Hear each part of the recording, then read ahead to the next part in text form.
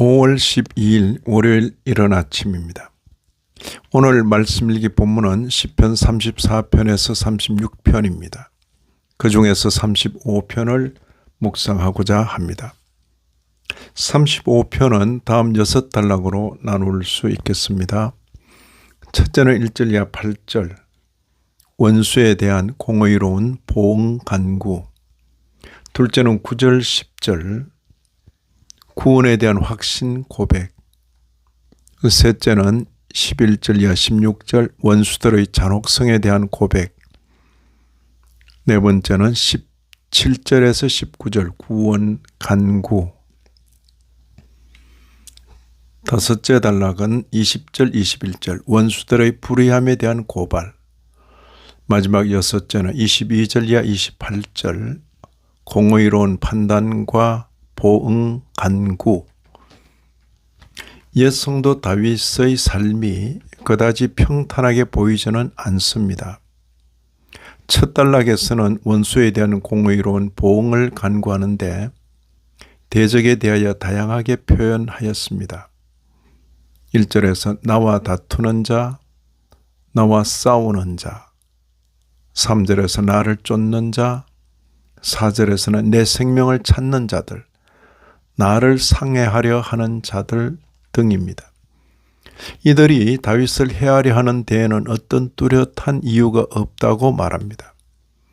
두 번이나 반복되는 까닭 없이가 그것을 잘 드러내고 있습니다. 7절 보시면 그들이 까닭 없이 나를 잡으려고 그들의 그물을 웅덩이에 숨기며 까닭 없이 내 생명을 해하려고 함정을 팠사오니.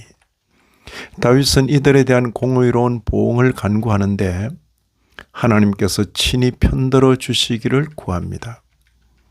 1절 이하 3절입니다. 여호와여, 나와 다투는 자와 다투시고 나와 싸우는 자와 싸우소서. 방패와 손방패를 잡으시고 일어나 나를 도우소서. 창을 빼사 나를 쫓는 자의 길을 막으시고 또 내 영혼에게 나는 내 구원이라 이르소서. 다윗은 공의로운 보응을 간구할 뿐 아니라 구원에 대한 확신을 고백합니다. 9절 10절을 보시면 내 영혼이 여호와를 즐거워하며 그의 구원을 기뻐하리로다. 내 모든 뼈가 이르기를 여호와와 같은 이가 누구냐? 그는 가난한 자를 그보다 강한 자에게서 건지시고 그는 가난하고 궁핍한 자를 노력하는 자에게서 건지시는 이라 하리로다.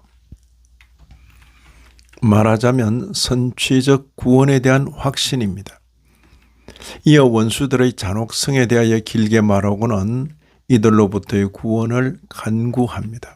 17절에 주여 어느 때까지 관망하시려 하나이까? 내 영혼을 저 멸망자에게서 구원하시며 내 유일한 것을 사자들에게서 건지소서. 내 유일한 것을 사자들에게서 건지소서. 대적을 가리켜 멸망자, 사자들이라고까지 표현하였습니다. 아마 생명의 위협을 느끼기까지 한 것으로 보입니다. 이 대목에서 다시 한 번 더 선취적 구원의 확신에 근거한 찬양이 나옵니다. 18절에 내가 대회 중에서 주께 감사하며 많은 백성 중에서 주를 찬송하리이다.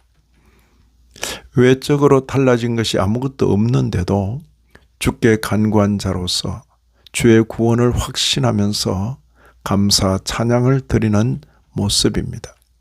다윗은 마지막 단락에서 다시 한 번 더 공의로운 판단과 보응을 간구합니다. 먼저는 대적들에 대하여, 다음으로는 입장을 같이 하는 동료들에 대하여 언급합니다. 23절 24절입니다. 나의 하나님, 나의 주여, 뜰치고 깨셔서 나를 공판하시며 나의 송사를 다스리소서.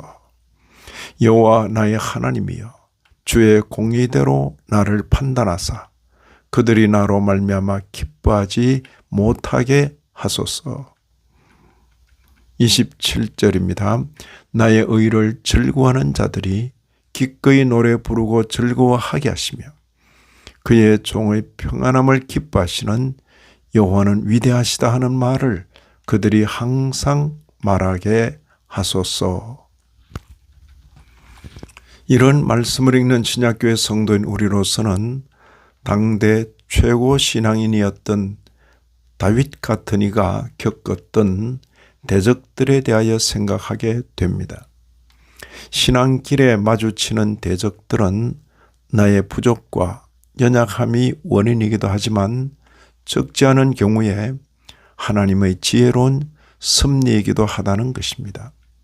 성도도 하나님의 섭리 가운데 이런 형편에 처하는 줄 알아 역경 속에서도 성도다운 자세를 잃지 않아야 하겠습니다.